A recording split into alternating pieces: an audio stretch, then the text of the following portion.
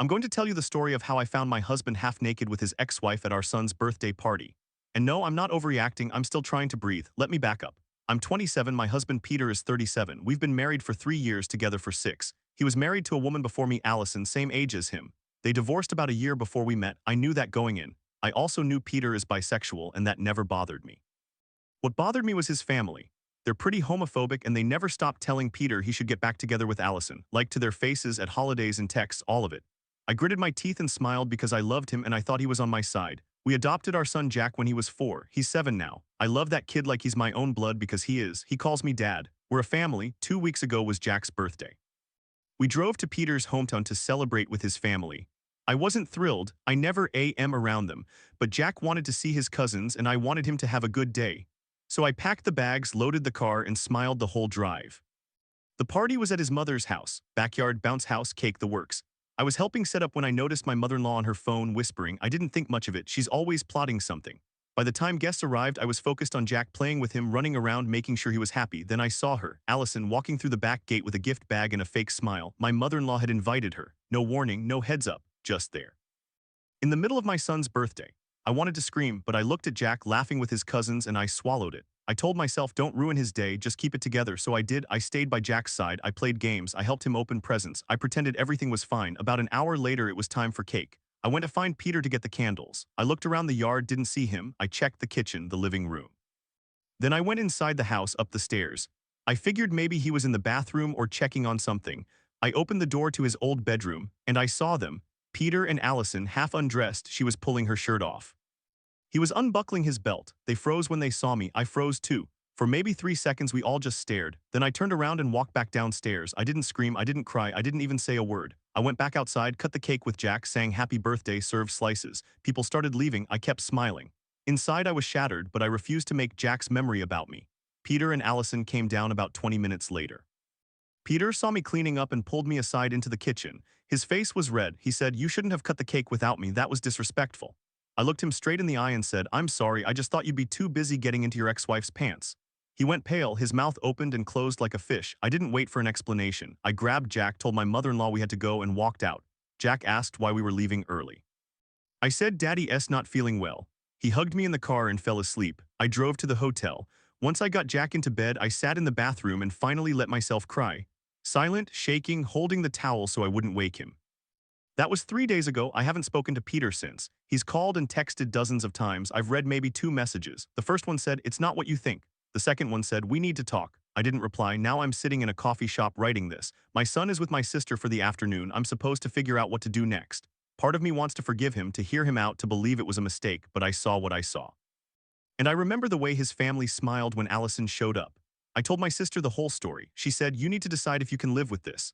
I don't know if I can, but I also know I can't live without Jack, and if I leave, I might lose him too. Peter adopted him legally. I'm not the biological father. I have no rights if we split. I'm scared, I'm angry, I'm heartbroken, and I don't know if I'm overreacting. But I'm starting to think that when someone shows you who they are, and when their whole family shows you who they are, you should believe them the first time.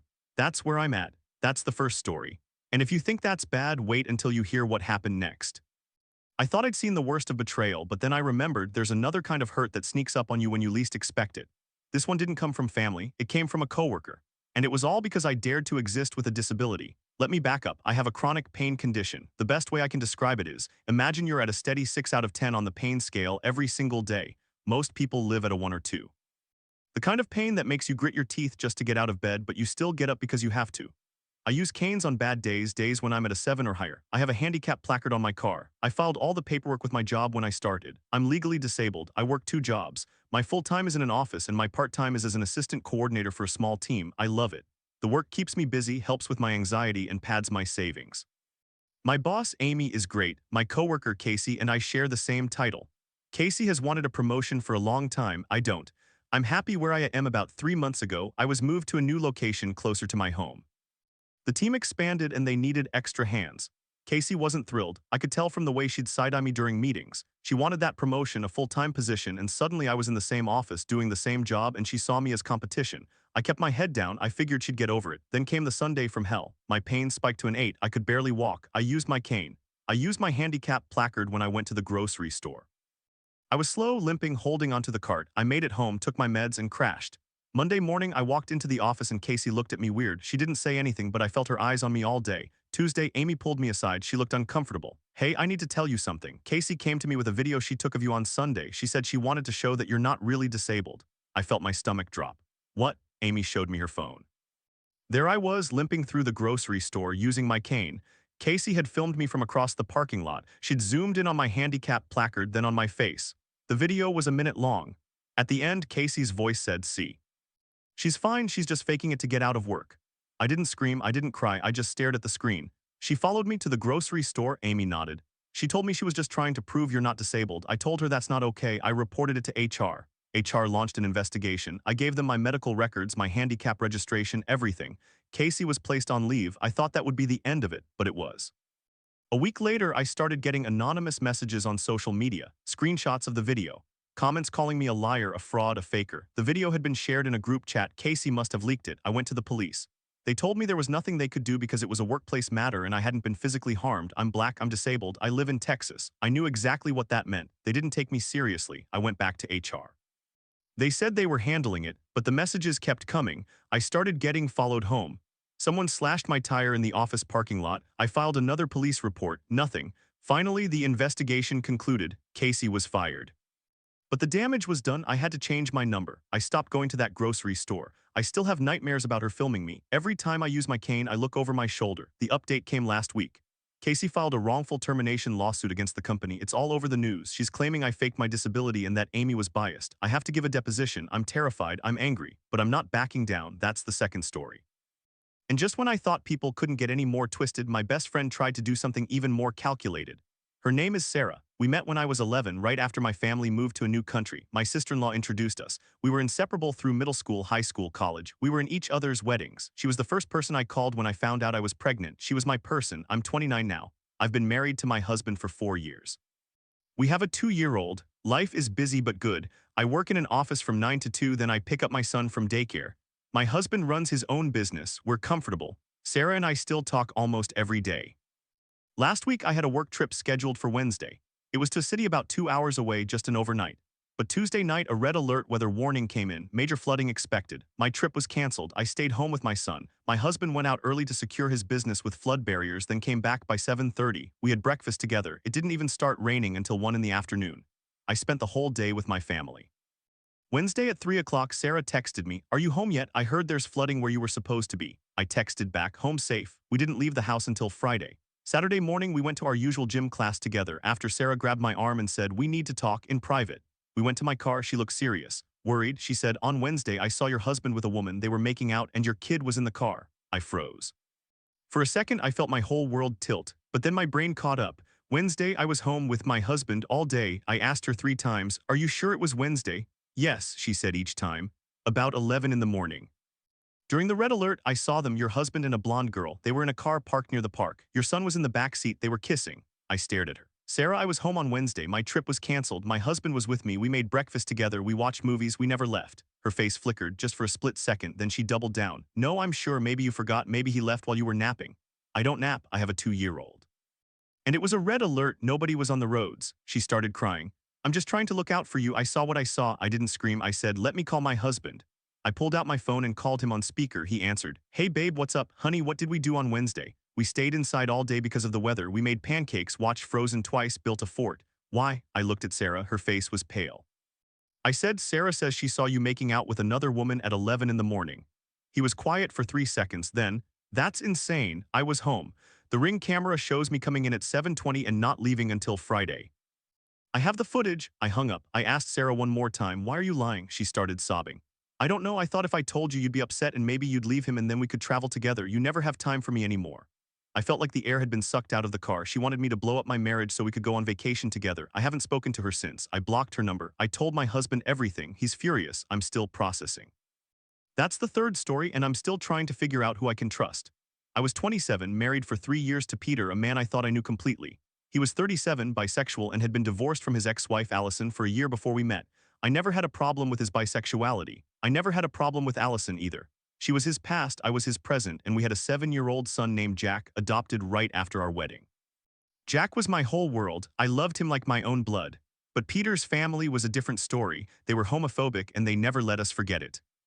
Every family gathering, every holiday, they'd make comments about how Peter should go back to Allison, how it was a shame he left her, how a real marriage was between a man and a woman. I gritted my teeth. I stayed quiet for Peter's sake, for Jack's sake. I thought Peter had my back. Then came Jack's 7th birthday. We drove to Peter's hometown so Jack could celebrate with his cousins. The party was at Peter's parents' house. I was nervous, but I kept a smile on my face. Jack was so excited. He wanted to play games, open presents, eat cake. I told myself I could handle a few hours of passive-aggressive comments, but my mother-in-law had a surprise. She invited Allison without telling me. Allison walked in during the middle of the party. I saw her at the doorway holding a gift. My blood ran cold, but I didn't say a word. I refused to ruin Jack's birthday. I spent the whole time with Jack. I played tag with him and his cousins. I helped him blow up balloons. I made sure he had the best day possible. When it was time to cut the cake, I looked around for Peter. He wasn't there, neither was Allison. I felt a knot tighten in my stomach. I walked inside the house. Living room was empty. The kitchen was empty. I went upstairs. Peter's old bedroom door was slightly open. I pushed it. They were half undressed. Allison's shirt was unbuttoned. Peter's belt was undone. They were kissing, grabbing at each other. I stood there for maybe 5 seconds. I didn't scream. I didn't cry. I just turned around and walked back downstairs. I went to the backyard, found Jack, and helped him cut the cake. I laughed with the relatives. I kept it together. People started leaving. Finally, Peter and Allison came downstairs, pretending nothing had happened. Peter took me aside. His face was red. He said, "Why did you cut the cake without me? That was really disrespectful." I looked him straight in the eye. "I'm sorry, I just thought you were too busy getting into your ex-wife's pants." He went pale. He didn't deny it. He just stood there with his mouth open. I grabbed Jack, told him we were going back to the hotel, and walked out. Jack didn't understand. He was crying, asking why we had to leave. I told him Grandma was tired. I felt like a liar. At the hotel, I put Jack to bed. Then I sat in the bathroom and sobbed. I called my sister. She told me to stay calm, to document everything. I took screenshots of messages. I wrote down what I saw. The next morning, I confronted Peter. He admitted it. He said Allison kissed him first. He said he was weak. He said he still had feelings for her. He said his family pressured him. He said a lot of things. None of them were sorry. I told him I wanted a separation. He begged. He cried. He promised therapy. He said he'd cut off his family. I didn't believe him. I took Jack and went to my parents' house. That was 3 weeks ago. Now I'm filing for divorce. His family is calling me homophobic for not accepting his bisexuality. Allison is playing the victim, and Jack asks every day when we can go home. I don't know what the future holds, but I know I can't trust Peter ever again, and I'm still trying to figure out who I can trust, because when the people closest to you betray you, it changes everything. I thought I had seen betrayal. But nothing prepared me for what my coworker did. I'm 32, and I live with chronic pain every single day. It's not something you can see from the outside, which is both a blessing and a curse. I explain it to people like this. Imagine you're constantly at a 6 on the pain scale, like a pulled muscle that never heals, or stepping on a Lego every time you move. Some days I'm higher, some days lower. On the good days, the rare 4s, I feel almost normal. On the bad days, when I hit a 7 or above, I use a cane. I have a handicap placard for my car. I have all the paperwork filed with my employer. I'm legally disabled. But I still work 2 jobs because I need the money and because staying busy keeps my anxiety in check. My main job is full-time. My second job is part-time as an assistant coordinator at a small office. I was recently moved to a location closer to home and I loved it. My new boss, Amy, was fantastic. My colleague, Casey, and I shared the same title. Casey had been there longer and everyone knew she wanted a promotion to full-time coordinator. I was upfront. I didn't want that promotion. I already had a full-time job. I just wanted my part-time hours, my steady paycheck, and peace. But Casey saw me as a threat. She made little comments at first about how my desk was messy, how I left early sometimes. I ignored it. I thought she was just stressed. Then the filming started. It was a Sunday. I was having a bad pain day, probably an 8. I used my cane to get out of the car at the grocery store. I was limping, leaning on the cane, moving slowly. I didn't think anything of it, but Casey was there. She didn't say hi. She pulled out her phone and recorded me from across the parking lot. I didn't see her until later when she posted the video on her social media with the caption, "Funny how she uses a cane at the store but dances at the office party last week." I was at the office party, yes, that was a good pain day. I was a 4. I danced for one song. I was happy. She used that against me. I found out from another coworker who showed me the video. My stomach dropped. I went to Amy the next morning. I showed her the video. Amy's face went pale. She said she would handle it. She called Casey into her office. I wasn't in the room, but I heard yelling. Casey came out red-faced. She glared at me. She didn't say a word. I thought it would stop there. It didn't. Over the next 2 weeks, Casey started following me, not just at work, outside. She would park near my apartment. She would show up at the same coffee shop.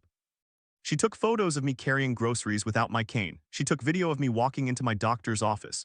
She compiled a folder and sent it to Amy and HR with a subject line, "Proof that my name is faking her disability." HR called me in. I had to explain my condition all over again. I showed them my medical documentation. I showed them my pain journal. I showed them the letter from my specialist. HR said they would investigate. But they also said Casey had a right to her opinion. I was furious. I told Amy I wanted to file a police report. Amy supported me. I went to the station. The officer I spoke to, a white man in his 50s, looked at me and said, "Are you sure you want to pursue this? This seems like a workplace issue." I told him it was stalking. He shrugged. He took a report but said it was unlikely to go anywhere. I'm black and I'm in Texas. I knew exactly what that meant. I went home and cried. I thought about quitting, but I refused to let Casey win. Then she escalated. One morning I found a note on my windshield, handwritten in block letters, "I'm watching you, I know the truth." I called the police again. They told me to keep the note in case something else happens. No patrol, no follow-up. I told Amy. She was horrified. She went to corporate. Corporate said they'd launch a formal investigation into Casey's behavior. Meanwhile, Casey kept coming to work like nothing was wrong. She smiled at me. She asked me how my weekend was. I felt sick. The investigation took 3 weeks. During that time, Casey posted another video, this time of me getting out of my car without my cane. She edited it to make it look like I walked perfectly. She didn't show the part where I grabbed my back and winced. She didn't show that I was holding my keys in a death grip. She just posted the 2 seconds where I looked normal. Her caption, "Still waiting for HR to do something." That video went viral in our small community. I started getting messages from strangers calling me a fraud. Someone keyed my car. I was scared to leave my apartment. Finally, Amy called me into her office. She said, "I have good news and bad news. The good news is Casey is being terminated immediately. The bad news is she's threatening to sue for wrongful termination, and she's been arrested." I blinked. Arrested? She was caught on security cameras following you last week. That footage combined with the notes and the videos met the threshold for stalking. Police picked her up this morning. I sat down. I didn't scream. I didn't cry. I just breathed. Casey is out on bail now. I have a restraining order. I still go to work, but I'm jumpy. Amy bought me a panic button for my desk. I'm looking for a new job anyway. I can't stay here, but I'm not the one who lost everything. Casey lost her job, her reputation, and maybe her freedom. And I learned something cruel. People will believe what they want to believe. They'll film you. They'll follow you. They'll try to prove you're lying when all you're trying to do is survive the day. I used to think chronic pain was invisible, but I learned it's not because some people are desperate enough to expose it. I thought I knew my best friend. We'd been inseparable since I was 11, when my family moved to a new country and my sister-in-law introduced me to Sarah. She was the same age as me, 29 now, and we'd shared everything: first crushes, failed exams, heartbreaks. She was at my wedding. She was the first person I called when I found out I was pregnant with my son. So when she told me she saw my husband making out with another woman, my world tilted. I didn't want to believe it, but she was my best friend. Why would she lie? The whole thing started on a Wednesday. I had a work trip planned to another city, but the night before there was a red alert about flooding. The trip got canceled. I stayed home with my 2-year-old. My husband left early to close his business and put up flood barriers, but he was back by 7:30. We made breakfast together. We played with our son. It didn't even start raining until 1 in the afternoon. I remember thinking how lucky we were to have the day off. At 3, Sarah texted me, "Are you home already? It's flooding where you were supposed to be." I replied, "Home safe." We didn't leave the house until Friday. Saturday, we went to our usual gym class. Afterward, Sarah pulled me aside and said she needed to talk in private. We sat in my car. She looked nervous. She said, "On Wednesday, I saw your husband with a woman. They were making out. Your kid was in the car." I froze. My mind went blank. Then I remembered Wednesday. I had been in the kitchen cooking eggs while my husband read our son a story. I had a scar on my hand from where the pan splattered oil. I was home, he was home, we were all home. I asked her 3 times, "Are you sure it was this Wednesday?" She said yes each time. She said it was around 11 in the morning. I asked if it was during the red alert. She said yes. Then she started describing the scene: a gorgeous blonde, a green car, my son in the backseat, my husband leaning into the driver's side window. She was so detailed, I almost believed her, but I knew the truth. I said, "Sarah, I was working from home that day. My husband was with me." She went quiet. Her face changed. She said, "Oh, maybe it was another day." But she had been so sure. I told her I needed to think. I went home and told my husband. He was confused. Then he got angry. He said, "Why would she make that up?" I didn't have an answer. Over the next few days, Sarah started blowing up my phone. She said I was overreacting. She said she was just looking out for me. She said maybe I was in denial. I stopped responding. Then my other friends started messaging me. Sarah had told them all the same story, but now she was saying I was the one who had been cheating. She said she saw me with a coworker. She said I was projecting. She was trying to flip the script. I confronted her at a coffee shop. I brought my husband. She sat across from us, arms crossed. I said, "Why did you lie?" She said, "I didn't lie. Maybe I was wrong about the date, but you can't prove anything." I pulled out my phone. I showed her the text thread. Wednesday, 3 in the afternoon, she asked if I was home. I showed her my work cancellation email. I showed her my husband's location history from that morning. Everything lined up. She didn't apologize. She said, "You're both gaslighting me." Then she stood up, knocked over her coffee, and walked out. I haven't spoken to her since, but the damage is done. A few of our mutual friends believe her. Some are staying neutral. Some have taken my side. It's been a month, and I still get random messages from people asking if it's true. My marriage is fine. My husband and I are stronger than ever, but I lost a person I called a sister. I still don't know why she did it. Maybe she wanted more time with me. Maybe she wanted me to be a single mom so we could travel together. Maybe she was jealous of my husband, I'll never know. But I learned something: some people will burn down your life just to see if they can save you from the ashes. And when you don't need saving, they'll set you on fire anyway. I never thought I'd catch my husband undressing with his ex-wife at our son's birthday party. But here we are. I'm 27. My husband Peter is 37. We've been married 3 years, together for 6. He has an ex-wife named Allison, same age as him. They divorced a year before we met. He's bisexual. I never had a problem with that. I never had a problem with Allison either, even though his family is homophobic and constantly tells him he should get back with her. They don't really accept our marriage. They tolerate me. That's the best word for it. We have a 7-year-old son, Jack. He's adopted. I love him like my own because he is my own. We got him right after we married. He calls me dad. He calls Peter papa. We're a family. 2 weeks ago, it was Jack's birthday. We drove to Peter's hometown to celebrate with his family. I was nervous because I knew his mother would try something. She always does, but I wanted Jack to have a party with his cousins, so I swallowed my anxiety and packed the cake. The party was at Peter's childhood home. Big backyard, lots of kids running around. I spent the whole time with Jack. We played tag, we blew up balloons. I helped him open presents from his grandparents. Around 3 in the afternoon, it was time to cut the cake. I looked around for Peter. He wasn't there. Neither was Allison. I asked my mother-in-law where he went. She shrugged. He's inside, I think.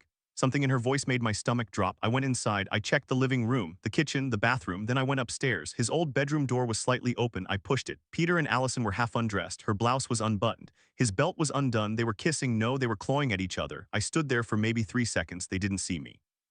I turned around and walked back downstairs. I didn't scream. I didn't cry. Jack's birthday was not going to be about me. I went back outside. I smiled. I lit the candles. I helped Jack cut the cake. Everyone sang. Allison and Peter came back down about 20 minutes later. They looked normal. Peter walked over to me, pulled me aside, and said, "I can't believe you cut the cake without me. That was disrespectful." I looked at him and said, "I'm sorry. I just thought you'd be too busy getting into your ex-wife's pants." He went pale. He opened his mouth. I didn't let him speak. I grabbed Jack, said goodbye to his mother, and walked out. I drove straight to the hotel. Jack asked why we left early. Said Papa wasn't feeling well. Once Jack was asleep in the hotel room, I sat on the bathroom floor and cried, silent tears. I didn't want Jack to hear. I called my sister. She told me to pack my stuff and leave in the morning. I said I couldn't. Jack had school, I had work. She said, "Then make him leave. Don't let him near you." Peter called me 12 times that night. I didn't answer. He texted. It wasn't what it looked like. She just hugged me. "I'm sorry." I didn't respond. The next morning, I drove home with Jack. Peter showed up 2 hours later. He walked into the house and started crying. He said Allison kissed him. He said he pushed her away. He said he was sorry. I asked why he was taking his clothes off. He said she came onto him and he froze. I asked why his belt was undone. He said he didn't remember. I told him I needed space. I took Jack to my sister's house for a few days. During that time, I got calls from Peter's family. His mother yelled at me for destroying the family. She said I was overreacting. She said Allison was just being friendly. She said, "You know Peter loves you, but you're a man. You can't give him what she can." I hung up. I blocked her number. I decided to file for divorce. I told Peter last week. He begged me not to. He said he would go to therapy. He said he would cut off his family. He said he would do anything. I told him I couldn't trust him. He said, "It was one mistake, one kiss." I said, "You were taking your clothes off, Peter. That's not a kiss, that's intent." The next day, Allison called me. I don't know how she got my number. She said, "I'm sorry, it was my fault." I threw myself at him. He didn't do anything. I asked her why she was at the party. She said his mother invited her. I asked if she wanted him back. She was quiet. Then she said, "I never stopped loving him." I hung up. Now I'm sitting in my living room. Peter moved out temporarily. Jack asks why Papa doesn't live here. I don't know what to tell him. I'm meeting with a lawyer tomorrow. My heart is broken, but I know I did nothing wrong. I keep replaying that moment, standing in the doorway watching them. I wish I had screamed. I wish I had thrown something, but I didn't. I kept quiet for Jack, and now I'm paying for it. Peter keeps texting me updates. I'm in therapy. Allison is moving away. My mom is sorry. I don't care. I can't care. Because every time I think about him, I see that room. I see their hands. I see her hair falling over her shoulder as she unbuttoned her blouse. I'm tired. I'm 27 and I'm tired. I don't know if I'll forgive him. I don't know if I can, but I know Jack is watching me and I have to show him what it looks like to stand up for yourself. Even when it hurts. Even when it means walking away from everything you built. That's where I am right now. Waiting for the lawyer. Trying to breathe. Trying to remember who I am without him. I never thought I'd have to defend my disability to a coworker who followed me outside of work. But here we are. I have chronic pain. I explain it to people like this. Imagine living every day at a 6 on a pain scale of 1 to 10. Most people are at a 2 or 3. When you step on a Lego or hit your funny bone, that's an 8, but it's over in seconds. My pain sits at a 6 all day, every day. Some days it's a 7, rare, blessed days it dips to a 4. I'm active, I push through, I own canes, but I only use them when I hit a 7 or above. I have a full-time job and a part-time job. The part-time is at a location closer to my home. I love my new team. My boss Amy is amazing. My coworker Casey, though we got along okay at first, but she wanted a promotion bad. Everyone knew it. I was open that I didn't want one.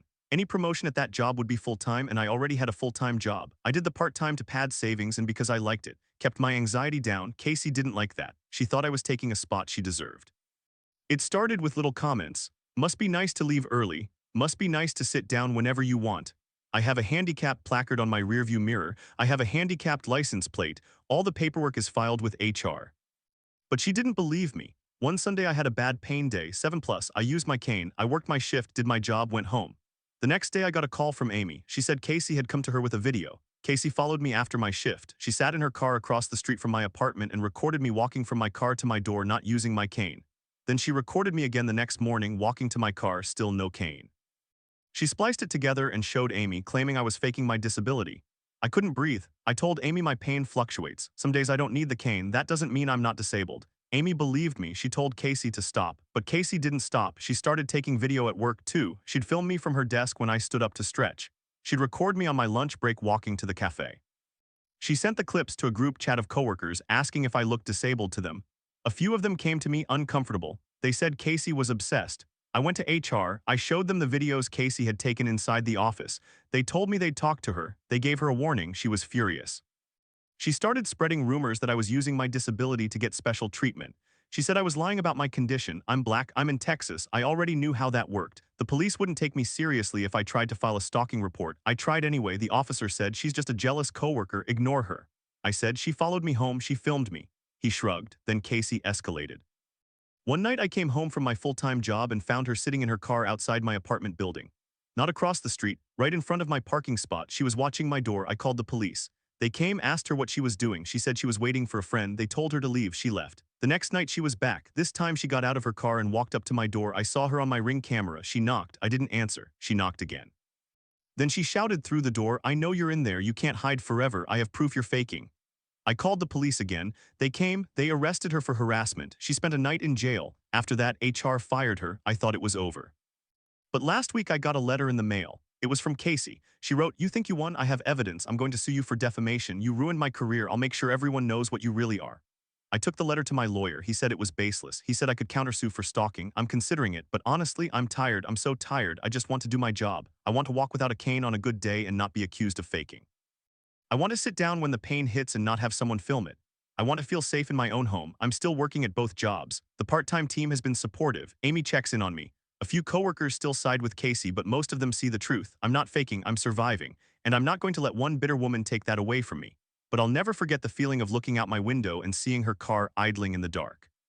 I'll never forget her voice through the door. I'll never forget the way the police almost shrugged me off because of the color of my skin. This isn't over. Casey is out on bail. The lawsuit threat is still hanging there. My lawyer says we'll handle it. But every time I see a car that looks like hers, my stomach drops. I guess this is what happens when someone wants what you have and doesn't believe you deserve it. They'll tear down everything to prove you're the liar. And when the truth doesn't support them, they'll keep coming. I'm holding my ground, but I'm watching the shadows, and I'm keeping my phone charged. I guess some people just can't stand to see you happy. I learned that lesson twice in my life. The second time was with my best friend. I met Sarah when I was 11 years old. My family had just moved to a new country. Everything was foreign and scary, and my sister-in-law introduced us. Sarah was the first friend I made here. We grew up together. We shared everything. First crushes, failed exams, family drama. She was at my wedding. She held my hand when I gave birth to my son. I trusted her with my life. So when she told me she saw my husband cheating, I almost believed her. Here's what happened. I work in an office from 9 to 2 most days. It's a short shift. I get a 30-minute break, and sometimes I walk the 5 minutes to my husband's office or grab coffee near my job. I have to travel for work occasionally, different cities, just overnight trips. I always mention it to Sarah in passing. No big deal. Last week I was supposed to travel on Wednesday, but Tuesday night there was a red weather alert, worst storm of the season, and my meeting got canceled. I stayed home with my 2-year-old. My husband left at 6 in the morning to check on his business and put up flood barriers. He was back by 7:30. We made breakfast together. The rain didn't even start until 1 in the afternoon. We didn't leave the house until Friday. Saturday I went to my gym class. Sarah was there too. She pulled me aside after and said we needed to talk privately. We sat in my car in the parking lot. She looked serious, almost scared. She said, "On Wednesday I saw your husband with a woman. They were making out. Your kid was in the car." I felt my blood go cold. For about 3 seconds I was frozen, then I remembered. I had been home all Wednesday with my husband and my son. We had pancakes. We watched cartoons. My husband didn't leave once. I asked her, "Are you sure it was this Wednesday?" She said yes. 3 times I asked. 3 times she confirmed. I asked what time. She said around 11 in the morning. I asked if it was during the red alert. She said yes. I asked if she was absolutely certain and she started describing the scene in detail. She said my husband was making out with a gorgeous blonde woman in a car, my son in the backseat, and it was happening right in front of a grocery store. She even described the woman's hair, her jacket, how they were kissing. I didn't scream, I didn't cry. I just looked at her and said, Sarah, I was home with my husband all day Wednesday. He never left. The red alert was in effect until noon. We didn't go anywhere. She went pale. Her mouth opened and closed. She said maybe it was another day. I told her she specifically said Wednesday 3 times. She started stumbling over her words. She said maybe she got the date wrong. I asked why she would lie about something like this. She said she wasn't lying. She was trying to protect me. I didn't believe her. I went home and told my husband. He was confused, then angry. He said he barely knew Sarah. He said he had never even been alone in a car with her. I believed him because I was there. I was home. I saw him all day. I called Sarah that night. I asked her why. She started crying. She said she was jealous. She said I had a perfect life, a perfect marriage, and she felt like I was pulling away from her. She thought if she could break us up, I would need her again. She said she didn't really think it through. She just wanted me to come running to her. I couldn't speak. This was my sister, my friend for 18 years. She wanted to destroy my family because she felt lonely. I told her I needed space. She begged me not to tell our friend group. She said she would get help. She said she was sorry. I said, you watched me panic. You watched me almost break down in that parking lot, and you just sat there lying. She had no answer. I told my husband everything. He was furious. He wanted to confront her. I told him no. I didn't want drama. I just wanted distance. I cut her off. I blocked her number. I stopped going to that gym class. I told our mutual friends I didn't want to be around her. A few of them asked why, and I told them the truth.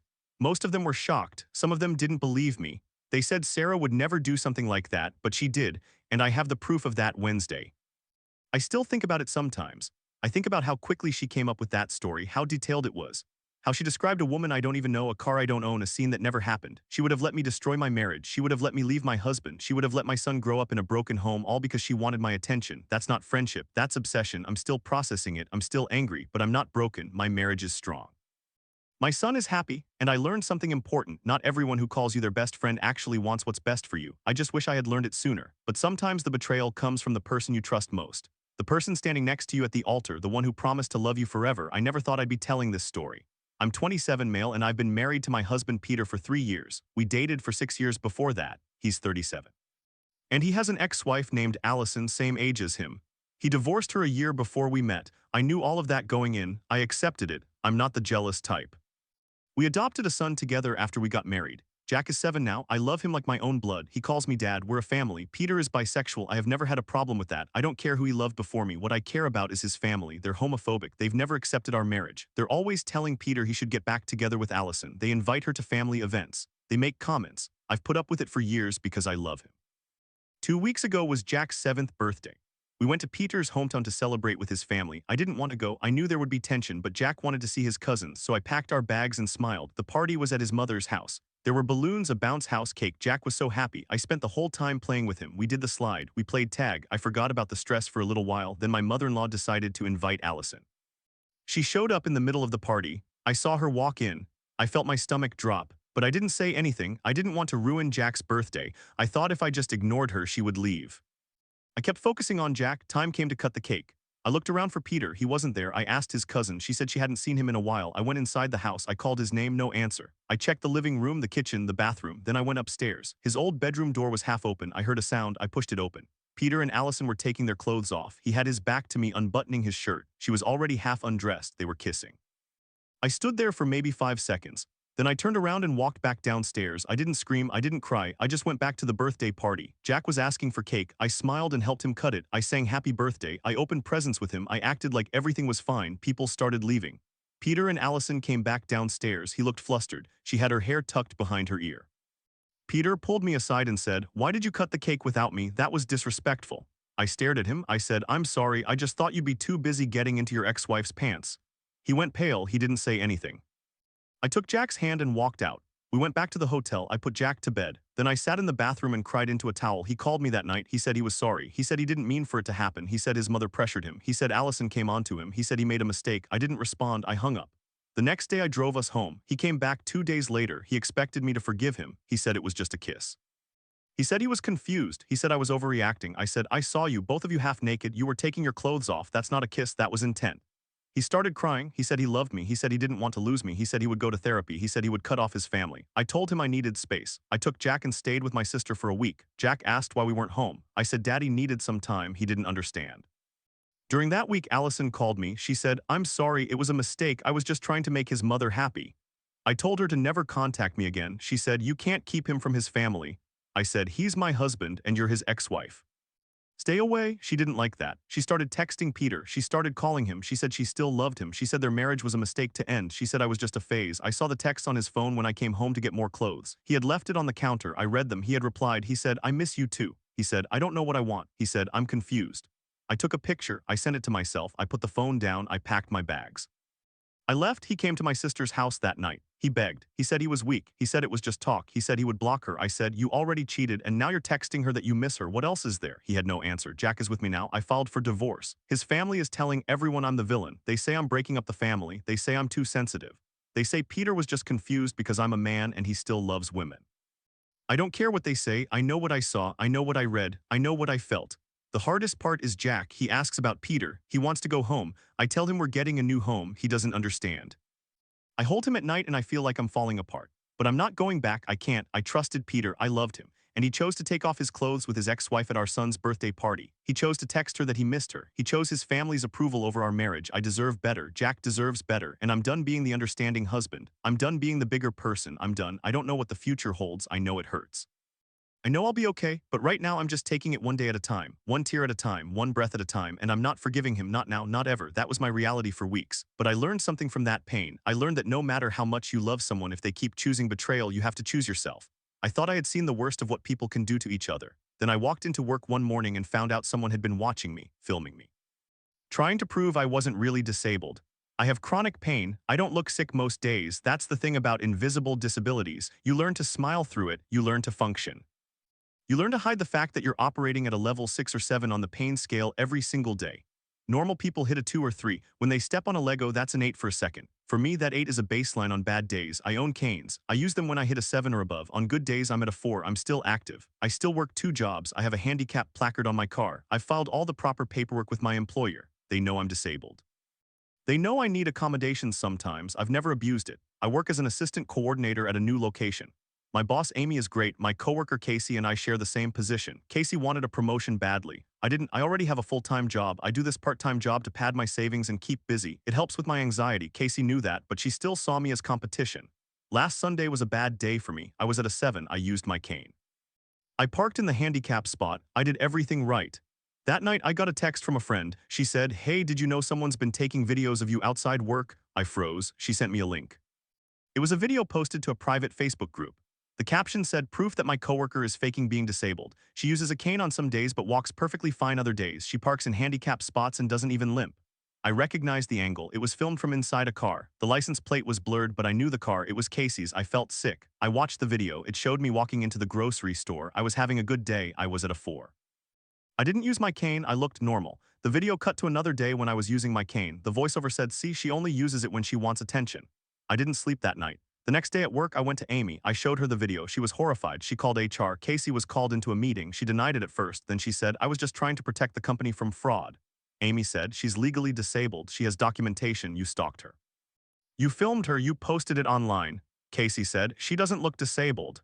The meeting ended with Casey being suspended pending investigation. The police got involved because it was stalking. Casey told the police I was being dramatic. She said, "She's black and in Texas. She's just playing the race card." I didn't say that. She did. The investigation took 2 weeks. Casey was fired, but that wasn't the end. She started showing up at my grocery store. At my gym, she left notes on my car saying, "I know you're faking." I filed a restraining order. I'm still looking over my shoulder. That's what happens when someone's jealousy turns into obsession. They don't just want your job. They want to destroy your credibility. They want to prove you're a liar. They want to take away the one thing that makes your life manageable. I still go to work. I still use my cane on bad days. I still park in handicapped spots. I have nothing to hide. But I'll never forget the feeling of watching myself on someone else's phone being turned into a target for strangers to judge. Some people will never understand that disability doesn't have a uniform. It doesn't have a schedule. It doesn't have to look the way they expect. I thought I was overreacting when I first saw the video. I thought maybe I was reading too much into it. But then I remembered the hours she spent filming me. The planning, the deception, that wasn't a mistake, that was a choice. And I'm done letting people choose to hurt me.